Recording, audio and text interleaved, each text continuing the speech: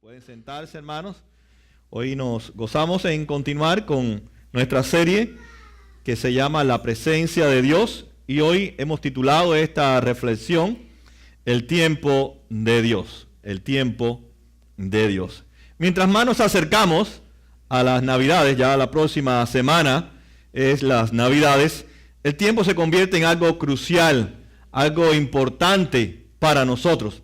Las personas, usted las ve que se están llenando ya de expectativas, se están llenando ya de realidades, que muchas de ellas van a ser cumplidas, otras no van a ser cumplidas. Pero vemos que hay familias que tienen tradiciones. No sé, creo que entre los hispanos eso no funciona mucho, porque nuestros hijos son muy desesperados. Pero en la cultura americana hay una tradición de abrir un regalo la noche antes de la Navidad. Y vemos que estos niños que tienen esta cultura o esta tradición se deben de desesperar, se deben de angustiar. La noche debe parecerles bien larga, porque esperar desde una noche hacia la otra noche para ver todos los regalos, se llenan de expectativa. Y vemos muchas veces que esta tradición hace que los niños se pongan más inquietos, más interminable el llegar la Navidad. Pero es todo parte de crear una expectativa en los niños y en los jóvenes o en los adultos de que van a recibir un regalo. Hay otros, por otro lado, que han comprado cosas en online, Amazon, eBay y otras tiendas en online, y están esperando el regalo, y ya se acerca Navidad y UPS no aparece, no toca las puertas para decirnos, aquí está el regalo. Y nosotros nos llenamos de preocupación, y cuando vemos que llega UPS y nos toca la puerta, nos llenamos de alegría. ¿Por qué? Porque el tiempo es importante que el regalo llegue en el momento preciso. Así que vemos que tanto el tiempo como el regalo es importante en la Navidad. Y es importante porque nosotros invertimos mucha energía. Muchas personas pasan estrés, angustia en qué le regalo, qué no le regalo. Y vemos que todo esto provoca en nosotros una expectativa de que tenemos que dar algo a la gente, tenemos que entregar el mejor regalo en el tiempo adecuado. Yo me preguntaba, ¿por qué nosotros no preparamos el arbolito en septiembre? ¿Por qué tiene que ser en diciembre? ¿Por qué tenemos que regalarnos en Navidad y no en septiembre? Entonces usted se ha preguntado. ¿No se ha preguntado usted eso? ¿Por qué usted no pone el arbolito en cualquier época en la que a usted se lo ocurre? Va, se mete en el ático, o usted lo guarda y lo saca y lo pone en marzo, abril, mayo, junio, julio, agosto. Y pone los regalos abajo y le dice a los hijos, mira, vamos ahora a recibir los regalos. ¿Sabe por qué no los hacemos? Porque es frustrante para nosotros recibir regalos fuera de la época correcta. Por eso es que no lo hacemos en otra época. Porque esperamos el regalo correcto, en el momento correcto y en la época precisa. Y vemos que en esta época de Navidad, entonces el tiempo es importante y el regalo también es importante. Voy a hacer algunas preguntas para que usted piense y reflexione. ¿Qué hay en la lista de sus deseos en este año? ¿Qué ha puesto? ¿Qué le ha pedido a su esposa, a su esposo? ¿Qué le han pedido sus hijos? ¿Cuál es la lista? No, yo me acuerdo cuando antes de yo comenzar la iglesia, ya hace un time ago, en 1985, mis hijos hacían una lista. Andy en ese entonces nada más hacía la lista de todos los regalitos. Pobrecito, pues él sabía que la lista tenía que ser en esos los carritos de 10 por $1. Él no pensaba más allá, porque él sabía que no había presupuesto. Pero él tenía su listica y nosotros la metíamos dentro de la bolsa, de la bota, de Santa Claus, porque como no creíamos en Cristo, esa es nuestra creencia, y la metía ahí, la lista. Y él cuando llegaba a la lista y no veía casi nada de la lista, empezaba a preguntar, ¿y esto? Bueno, para el año que viene, porque se llenaba de expectativas. Y nosotros tenemos nuestra propia lista, hacemos nuestra lista de Navidad. ¿Qué artículo en particular usted está esperando este año? Bueno, las mujeres quieren una cazuela, no sé, algo para cocinar. No quieren nada de cocina. Oh, bueno. Entonces, esto es una iglesia que tenemos que orar por las mujeres para que cocinen. ¿Verdad? Tal vez. Bueno, a mí me gusta la computadora, ¿verdad? Todo lo que tiene que ver con la computadora. Así que si usted quiere regalarme una computadora, no me pongo bravo. Yo a veces, hoy me levanté, no, ayer creo que estaba soñando, decía, ¿será que mis hijos me van a regalar una computadora nueva? Porque yo me quejo de que la mía está muy lenta. Y ese es mi instrumento de trabajo, ¿no? La computadora. Y son cosas que uno pone en la lista y uno espera recibirla. Y uno dice, bueno, ¿qué artículo quisiera recibir este año tan importante? A uno de los años mis hijos me regalaron a mí me gusta la construcción, me regalaron una sierra. Sí. Usted lo verá, oye, ¿quién se le ocurre eso? Bueno, para mí, yo lo vi como el mejor regalo. Me regalaron una sierra esa de mueble. Wow, que ya la tengo ahí tirada. Ve que uno tira las cosas, suicidada, ahí atrás. Ya casi no la uso, ahora uso la de mano. Pero ellos me regalaron eso. Algunos me regalaron un taladro. Me gustan los taladros porque puedo hacer cosas con ellos. Yo no me compré taladro porque ya me compré uno yo mismo este año. Así que no me den regalos de taladros. Así que vemos que nosotros pensamos que afuera de nosotros, esa es la idea por la cual nosotros nos regalamos, porque pensamos que afuera de nosotros está la solución. Si me regalan esta cosa o aquella, la computadora más rápida, voy a poder preparar el sermón más rápido, las clases más rápidas, voy a poder hacer todo más rápido. Pero anyway, de todas maneras, la viejita y la nueva hacen la misma función, una más lenta, otra más rápida, pero de todas maneras hago lo mismo. Pienso que fuera de mí está la solución. Y es por eso que nosotros cuando pensamos en nosotros mismos, que nuestro mayor problema está afuera, y afuera donde vamos a conseguir la solución. Si nos dan eso que esperamos, va a solucionar este problema. Y si no nos dan, pues no lo va a solucionar. Y la palabra de Dios, la Biblia nos enseña que el problema nuestro no está afuera. Porque si no, yo me voy de Miami y se resolvió el problema. O usted cambia de familia y se resolvió el problema. El problema es del corazón. Es algo interno el problema. Y nada externo puede darle solución a mi problema interno. Y eso es lo que habla el advenimiento. Si uno lo pone de esta perspectiva bíblica, que el advenimiento tiene que ver con algo de mi corazón. Que Dios está resolviendo algo en mi corazón. Que es una historia verdadera de esperanza para un corazón como el mío, que hace lo que a Dios no le agrada. Así que la Navidad no es recibir un regalo más, recibir el regalo perfecto, el mejor regalo, como dice Pablo, en el tiempo exacto. Cuando se cumplió el tiempo de Dios, recibimos el mejor regalo, que es la venida del Hijo de Dios para estar en medio de nosotros. Pablo dice en el versículo 4, pero cuando se cumplió el plazo, Dios envió, ¿verdad? Envió a su Hijo, nacido de una mujer, nacido bajo la ley.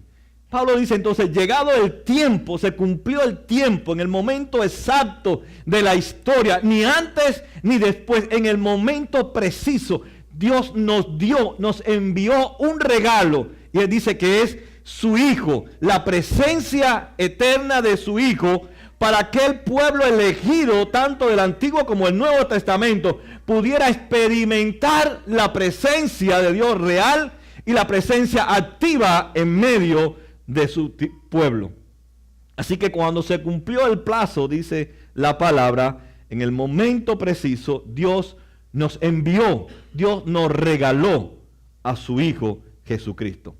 Y Pablo comienza diciendo en la forma maravillosa que Él nos regaló a su Hijo. Y dice, citando el Isaías 9:6, porque nos ha nacido un niño, dice Isaías. Pablo dice, ha nacido de mujer, indicando la naturaleza humana de Jesús. Así que en el tiempo preciso, Dios tomó la naturaleza humana. Nació a través de María, y este niño no fue criado ni alimentado en un palacio, sino en un pesebre, en un lugar donde se cuidaban los animales, donde había peste, mal olor. Así que Jesús tomó su primera leche, probó del pecho de María, su primero surbido de leche, y se recibió el amor de María en un mundo apestoso, en un lugar no deseado. Así que eso indica cómo Jesús tuvo que tomar la naturaleza humana para poder venir y estar entre nosotros. Es maravilloso ver cómo Dios se manifestó, reveló su presencia en medio de su pueblo. Pero Pablo no dice solamente que Él nació de una mujer, sino hablando de la naturaleza humana, sino que también nació bajo la ley de Dios. La ley es el Torá. La ley, no sé si ustedes saben, cuando la Biblia habla de la ley, está hablando de los 5 primeros libros de la Biblia. Y los primeros 5 de la Biblia, si usted no lo ha leído, váyase corriendo para su casa y póngase a leerlo, porque los 5 primeros libros de la Biblia están hechos o están revelados por Dios para nosotros creer en estos primeros 5 de la Biblia, porque es el fundamento de mi fe. Y los mandamientos que Dios reveló en estos primeros 5 libros de la Biblia es para tener una relación en adoración correcta a Dios. Fíjense cómo Dios siempre desde la caída ha estado preocupado y trabajando y creando un plan para restaurar nuestra adoración otra vez a Él. Que lo primero que Dios reveló después de Génesis de la caída es el carácter y la naturaleza de Dios para nosotros experimentar a Dios en nuestra adoración a Él. Porque lo que se ha roto en la caída es nuestra adoración a Dios. Adán y Eva dejaron de adorar a Dios para adorar la creación. Y eso es lo que ha venido haciendo el pueblo del Antiguo Testamento y el pueblo escogido en el Nuevo Testamento, es adorar la creación y no al Creador. Así que los judíos comenzaron entonces a través de toda la historia del pueblo de Dios a hacer lo que no tenían que hacer y comenzaron a adorar a otros dioses en vez de orar solamente a Dios. Hemos visto por sermones pasados, hablando de Isaías, cómo vivía el pueblo de Dios. El pueblo de Dios vivía totalmente alejado de Dios, olvidando a Dios en todo su estilo de vida. Y aun cuando Dios en su misericordia, a pesar de que habían olvidado a Dios, que no querían saber de Dios, Dios muestra su misericordia y les dice en Isaías: los voy a sacar otra vez de Babilonia y los voy a regresar a Jerusalén. Pero cuando llega Zacarías, ¿verdad?, que es uno de los profetas del post-exilio, él recomienda al pueblo de Dios que el propósito por el cual lo había sacado era para que fueran y restauraran el templo. ¿Y sabe lo que hicieron los israelitas por casi más de 15 años? Comenzaron a pensar en ellos.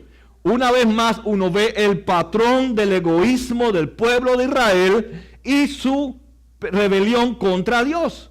Dios le dijo: regresen y construyan el templo. Dios envió 3 grupos.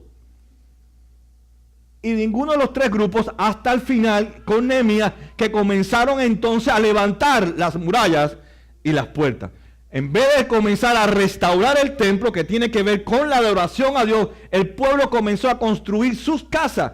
Y es por eso que Zacarías le dice: ustedes tienen muy lindas sus casas, muy bellas sus casas, muy adornadas, pero mi casa, mi templo está hecho ruina. Las murallas están derrumbadas, las paredes están caídas, las puertas están quemadas. Y ustedes no han ido a hacer lo que yo le he enviado, a restaurar la adoración a Dios. Para que ustedes vean, cuando dice la palabra se cumplió el tiempo. El plazo de Dios se cumplió. Dios envió entonces en ese tiempo a su Hijo. Nació de una mujer, pero dice también que nació bajo la ley. Cuando habla de que nació bajo la ley, indica que Jesús se sometió a la ley. Tuvo que obedecer fielmente la ley de Dios. Y tuvo que cumplir fielmente la ley de Dios, porque el pueblo de Israel y la iglesia del tiempo de Cristo no había podido nunca a sujetarse a la ley ni obedecer la ley, porque se habían rebelado en su egoísmo contra la ley de Dios. Jesús no vino a traernos mandamientos nuevos. Jesús no vino a decir: yo soy superior a la ley. Dice Pablo que Jesús vino a someterse a la ley, a obedecer la ley en lugar nuestro, porque nosotros éramos lo que teníamos que haber obedecido a la ley, pero no pudimos por eso mismo, por nuestro egoísmo y nuestra rebelión. Entonces Dios tuvo que en el tiempo exacto venir a Él mismo, cumplir Él mismo la ley, para nosotros ahora poder adorarlo a Él y Él restaurar nuestra adoración a Él. Así que si en esta mañana usted ha podido adorar a Dios, es por lo que Cristo hizo por nosotros en la cruz del Calvario. Jesús estaba bajo la ley, Esto indica entonces, y nota también el pasaje, que Él se hizo uno como nosotros también. Porque nosotros también teníamos que haber sometido a la ley. Jesús se sometió a la ley. ¿Qué quiere decir? Que se hizo como nosotros, para identificarse con nosotros. Que nosotros tenemos las mismas expectativas que Jesús. Jesús tenía que obedecer la ley. Jesús tenía que vencer las tentaciones. Jesús tenía que sufrir. Pero nada de eso lo pudimos hacer nosotros. Y Jesús lo hace en mi lugar, para que ahora yo pueda tener una adoración a Dios conforme al principio bíblico de aquel sacrificio que fue ofrecido en la cruz del Calvario. O sea, Dios es el que resuelve mi problema interno de mi corazón pecaminoso, para que yo tenga un acto de adoración a Dios todos los días de mi vida. Así que Dios vio que el problema que nosotros teníamos era un problema de adoración. Hay unos libros que a mí me gusta mucho, que el autor dice que nosotros somos ladrones de adoración. Somos ladrones de adoración, indicando eso mismo, que hemos dejado de adorar a Dios para adorar la creación. Y dice también que cada uno de nosotros queremos robarnos la adoración. Su esposo quiere robarle la adoración, la esposa quiere robarle la adoración, o sea, quiere que lo adore a él y quiere que ella lo adore a él, los hijos quieren que tú lo adores y tú quieres adorar a tus hijos, y estamos siempre robando la adoración que le pertenece solamente a Dios y se la estamos dando constantemente a la creación. Personas como nosotros o otras cosas inmateriales. Así que Jesús, dice Pablo, que vino por dos razones en el versículo 5. Vino para rescatar a los que están bajo la ley, a fin de que fuéramos adoptados como hijos de Dios. Primero Pablo habla de la naturaleza humana de Jesús. Nació de mujer. Y ahora dice cuál es el propósito por el cual Cristo vino. ¿Cuál es el propósito de la Navidad, del advenimiento? Y lo primero, dice Pablo, es para rescatarnos. ¿Rescatarnos de qué? Rescatarnos significa librarnos de algo, de algún peligro. Él vino a rescatarnos de un peligro. ¿Cuál es el peligro que tenía el pueblo de Israel? Lo he dicho ya por 4 semanas. Quien no me lo diga, lo excomulgo. ¿Cuál es el problema de Israel?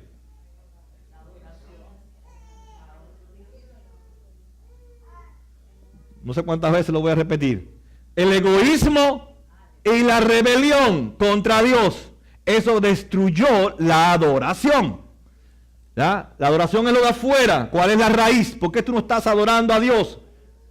Porque tengo un problema en mi corazón, que es egoísta y es rebelde. Se rebela contra la ley de Dios. Así que ese era el problema. ¿De qué nos está rescatando entonces, dice Pablo? Del egoísmo y de la rebelión contra Dios, de rebelarnos contra los mandamientos de Dios. Dice que Él vino a restaurar, a rescatarnos, a librarnos de ese peligro que representa para nosotros adorarnos a nosotros mismos, es el pensar en nosotros mismos y rebelarnos contra la palabra de Dios. Así que Él vino a rescatarnos, pero para rescatarnos de ese egoísmo y de esa rebelión, Él tuvo que cumplir la ley en lugar nuestro, para que nosotros pudiéramos ahora adorar a Dios a través de Cristo Jesús. Así que para esto Cristo vino, para cumplir todos los mandamientos de Dios fielmente en nuestro lugar. Por eso dice que nació bajo la ley. Tuvo que someterse todo el tiempo de su ministerio, desde su nacimiento hasta su muerte y su resurrección, a la ley de Dios. Jesús, si usted nota el contraste entre Jesús y nosotros, el pueblo de Israel es egoísta y es rebelde. Jesús no es egoísta. Él no pensó en sí mismo. Él pensó en nosotros. Por eso fue a la cruz por nosotros. Jesús no desobedeció la ley. Él cumplió la ley en nuestro lugar porque nosotros no la cumplíamos. Y ahí usted ve el contraste que hace el Evangelio entre que Jesús no es egoísta y nosotros sí somos egoístas, en que Jesús sí cumplió la ley y nosotros no cumplimos la ley. Y ese es el pensamiento que Pablo está llevando, o Dios le está revelando al apóstol Pablo. para que nosotros pensemos en el advenimiento de Jesús. Él tuvo que hacer lo que nosotros no pudimos hacer y debíamos de hacer. Pero por nuestra rebelión y egoísmo nos incapacitó y no pudimos nunca pensar en Dios en primer lugar ni obedecer la palabra de Dios. Así que Jesús vino, no pensó en Él, no vivió su vida perfecta como Él quiso vivirla, sino que vivió la vida que Dios quiso que Él viviera, de ir a morir a la cruz por nosotros. La segunda razón que Pablo nos da es que a fin de que fuéramos adoptados como hijos de Dios. Fuéramos adoptados como hijos de Dios. En este tiempo bíblico, la adopción es muy diferente al tiempo de hoy. Por ejemplo, si usted va a adoptar un niño, usted adoptaría un bebé, ¿no es así? Un añito, meses. Usted no se le ocurre adoptar en este tiempo un muchacho de 15 años, ni 16, ni 18, ni de 20. ¿Usted lo adoptaría? No, no la va a adoptar. Pero en la mentalidad del tiempo de Pablo, en lo cual Pablo le está hablando, es diferente. A nadie se le ocurriría en el tiempo de Pablo adoptar un niño. ¿Ve que es diferente a nosotros? Entonces, cuando uno lee la Biblia, uno tiene que entender el contexto histórico. A nosotros hoy no se le ocurriría adoptar ningún muchacho joven. En el tiempo bíblico que Pablo está escribiendo, a nadie se le ocurriría adoptar un niño. Por la simple razón de que un niño usted no sabe cómo va a ser. Pero un joven, ya usted sí sabe cómo es su personalidad, cuál es su carácter. Y cuando usted adoptaba, no es porque usted quería tener un miembro más en la familia. En el tiempo que Pablo está escribiendo, usted quería adoptar a un jovencito para que este jovencito sea parte de su familia, pero que cumpla con las expectativas que esa familia tiene. Y si ese jovencito no cumplía con las expectativas, entonces lo volvían a vender y buscaban al próximo joven, hasta que encontráramos el joven que tuviera y cubriera las expectativas que yo estoy buscando para mi familia. ¿Sabe por qué? Porque el propósito era que él fuera un permanente miembro de mi familia, pero a la misma vez que este joven que yo adoptara con las expectativas que yo buscaba de él, fuera el esclavo de mi hijo natural. ¿Entiende la idea? Entonces el propósito es que este jovencito, que ya usted sabía su personalidad, al entrar en esta familia, que era adoptado por esta familia, él iba a cambiar su identidad. Ya no iba a ser lo que él era.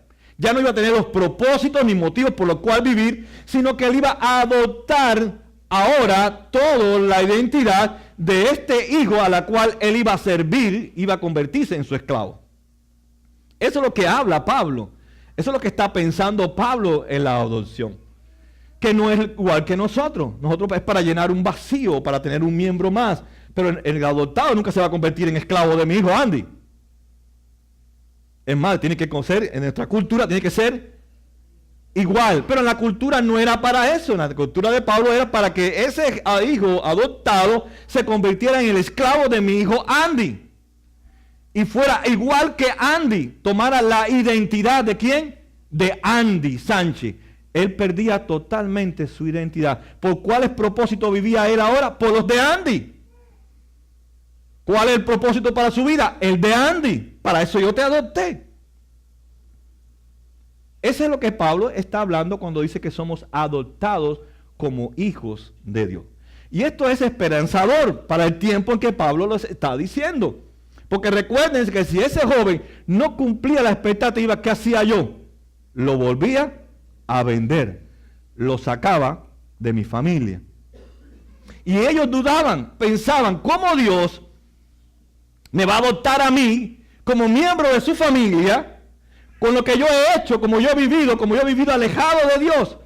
¿Cómo Dios me va a permanecer en su familia cuando yo le falle? Él me va a botar de su familia, me va a sacar de su familia y me va a volver a vender a otra familia y yo voy a estar de familia en familias. Así que eso es esperanzador y Pablo está diciendo todo lo opuesto. No importa lo que tú hagas, no importa cómo tú has vivido, si Dios te ha adoptado, tú vas a permanecer en su familia y vas a ser y vas a cumplir lo que Él se ha propuesto, que tengas la imagen de su Hijo mayor, que es Jesucristo.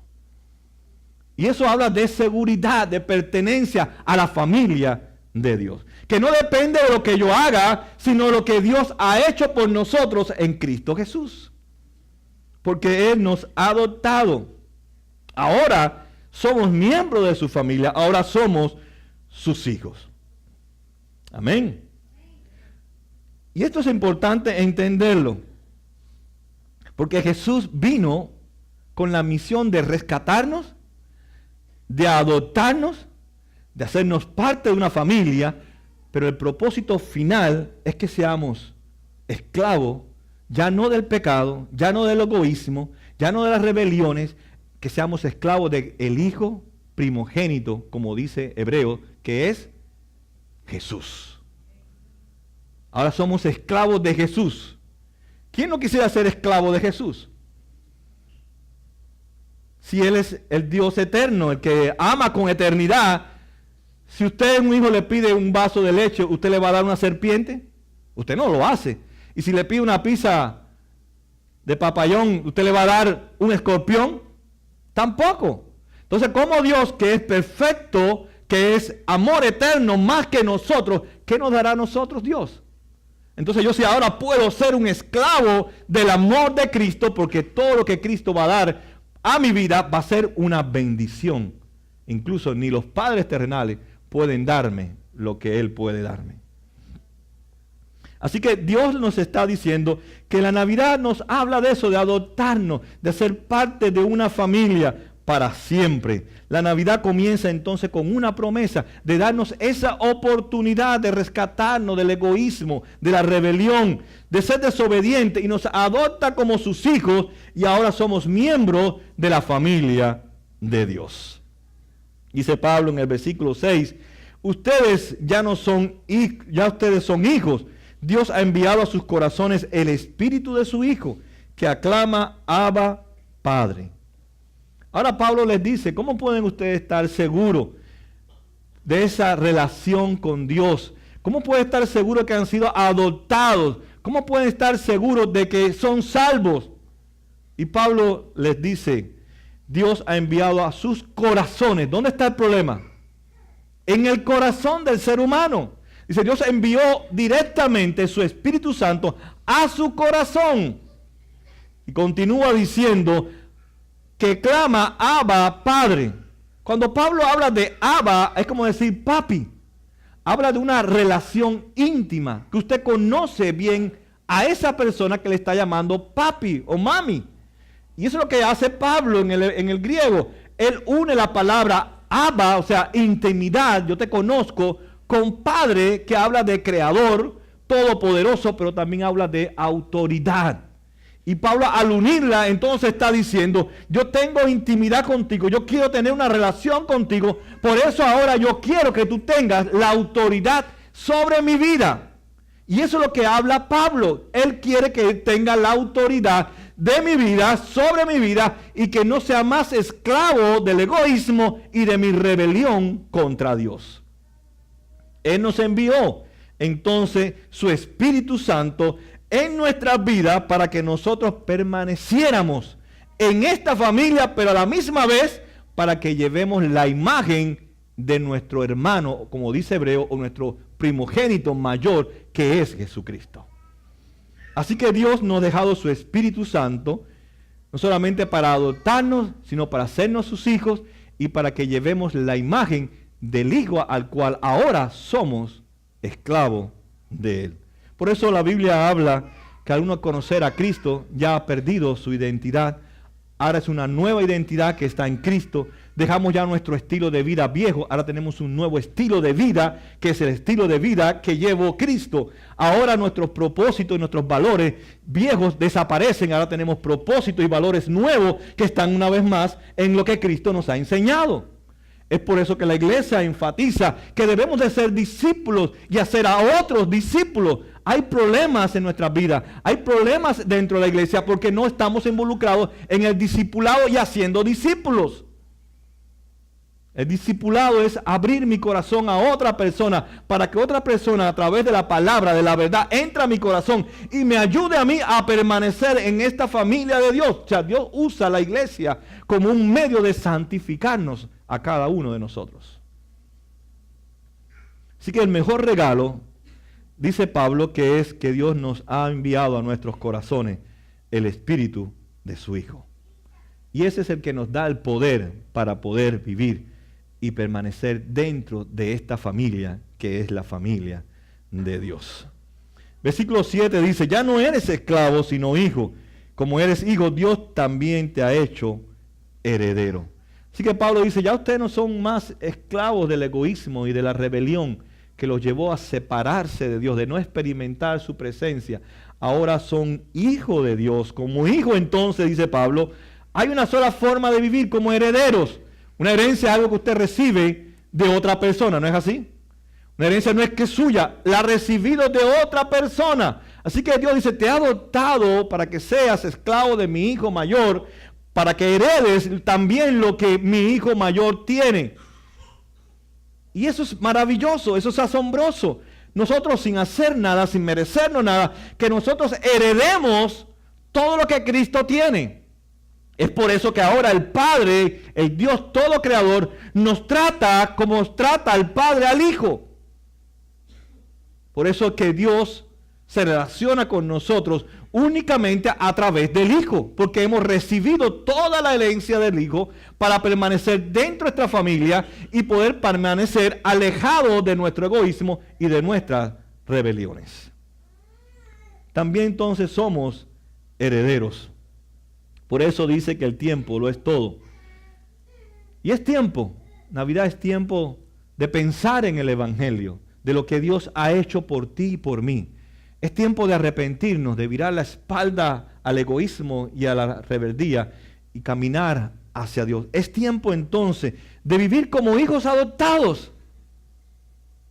¿Cómo debe vivir un hijo adoptado? Según la mente de Dios. ¿Con la identidad de quién? De Cristo.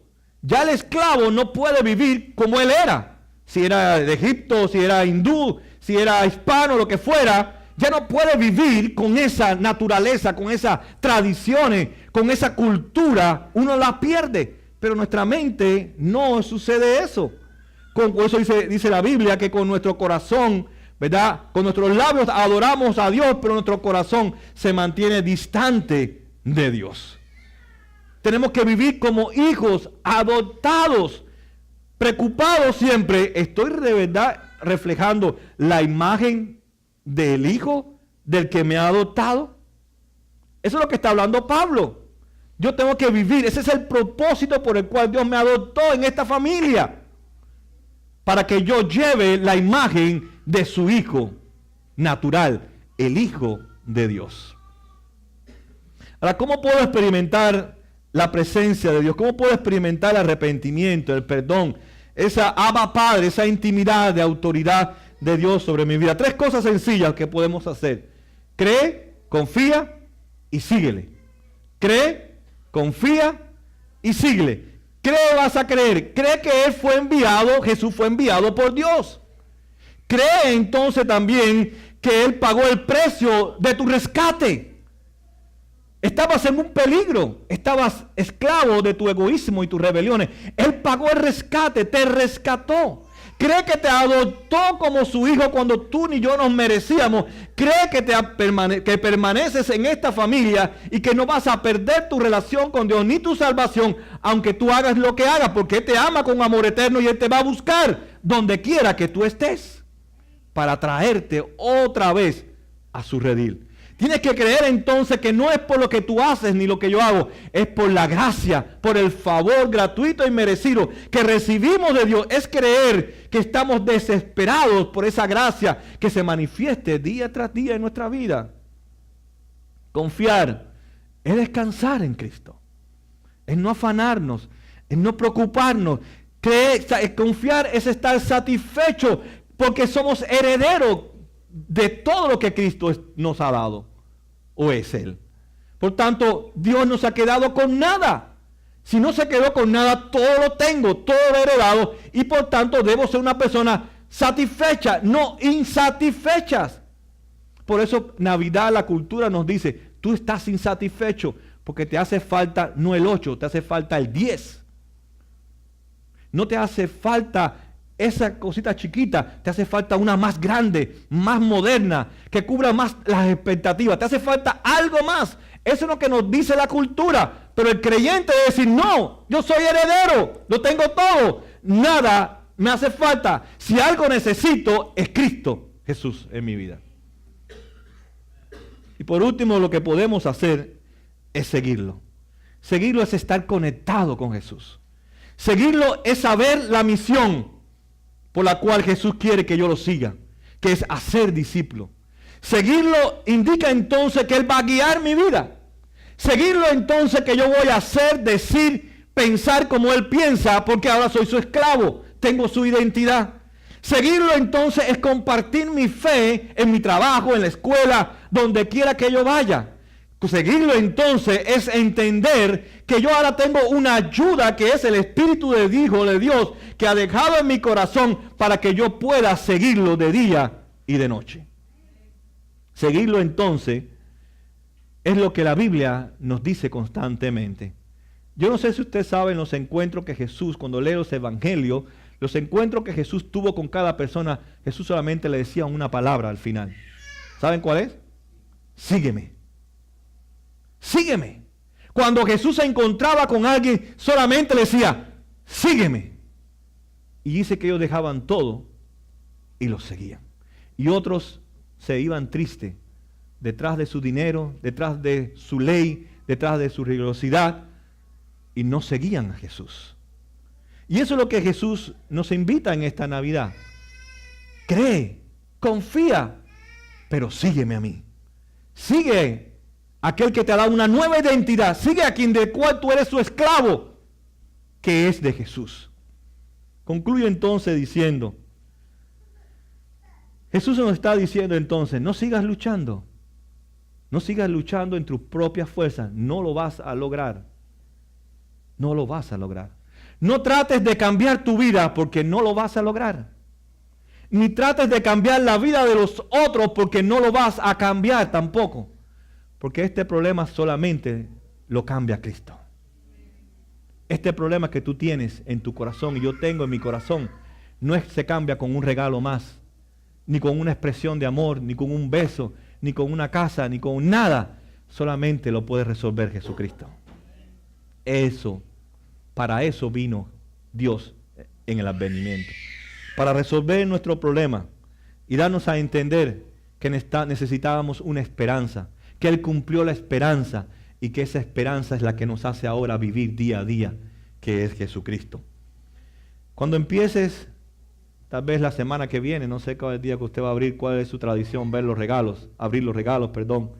Y cuando empieces a abrir los regalos y veas los regalos ahí debajo del árbol y veas la lista que han puesto tus hijos allí, tómate un tiempo para recordar, para reflexionar y poder decirle a tu familia, sabe que ahora tú tienes envuelto estos regalos en papeles. Dios un día nos dio un regalo envuelto en pañales. Ellos están ahora debajo de un aire acondicionado, de un arbolito muy bonito lleno de luces. Este regalo fue puesto en un pesebre, en un lugar sucio, en un lugar que nadie quisiera estar. Y sabe una cosa, Jesús fue colgado, no en un arbolito lleno de flores, lleno de adornos, lleno de luces. Él fue colgado en un madero, Él fue colgado en la cruz, para que tú y yo pudiéramos recibir este hermoso regalo. Pongámonos de pie para orar.